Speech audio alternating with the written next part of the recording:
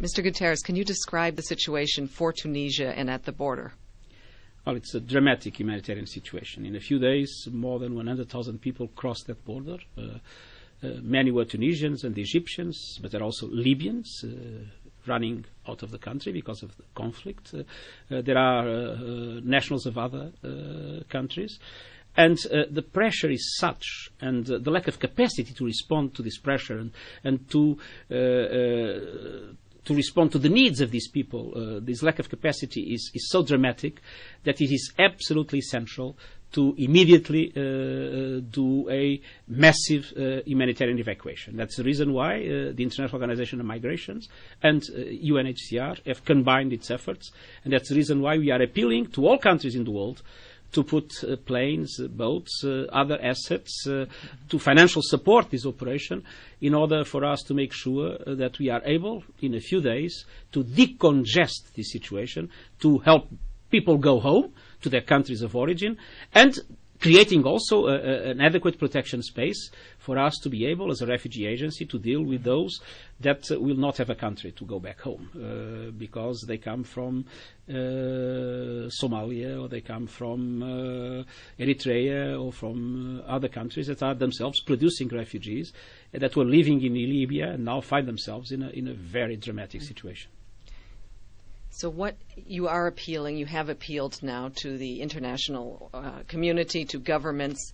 What specifically are you asking them for, and what kind of response are you getting? We have tens of thousands of Egyptians, of people from different countries in Asia, different countries in Africa that want to go home, and it's vital to bring them home. And so we need planes. To move to Egypt, we need boats. And we ask countries to put these assets at our disposal, IOM and UNHCR, in this massive humanitarian evacuation program, and also to support financially this program in order for us to be able to meet the pressing needs of these people. What kind of response have you gotten so far?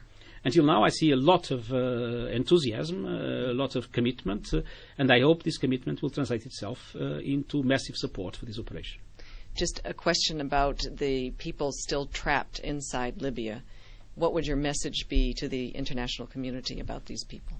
Well, the biggest tragedy is of the Libyan people itself, and the Libyan people is suffering so much, and it's absolutely essential to stop this carnage. At the same time, we have also in Libya lots of Africans, and because of the fact that the government used African mercenaries in the fighting, there is a risk of people making a confusion and blaming all Africans to be linked to these operations. And of course, the overwhelming majority are innocent people that were working in Libya, some of them not even having a country to go back. And so it is absolutely essential to protect these people, and it's absolutely essential to appeal to everybody to have their doors open to receive them and to protect them. Just final question about Europe.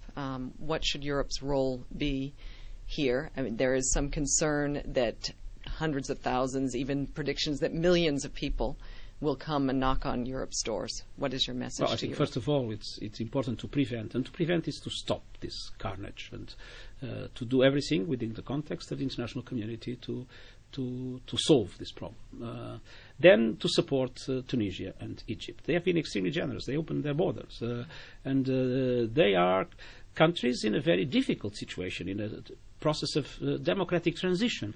I think this is a huge challenge for them. They need the solidarity of Europe. And of course, if some people will cross the Mediterranean, Libyans, for instance, if this turns into a full-fledged civil war, it's very important that Europe also assumes its responsibility as a continent of asylum.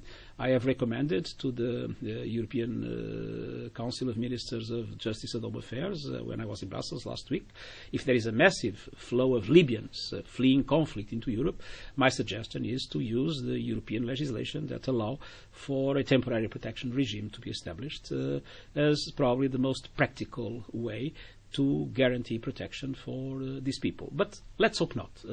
For the moment, what we are seeing is a large number of people going into Tunisia, going into Egypt. Not so many Libyans, probably only 4,000 until now. It's essentially workers from other parts of the world that were working in Libya. But for the moment, I think what is important is to support Tunisia and Egypt in the fantastic efforts that they are developing.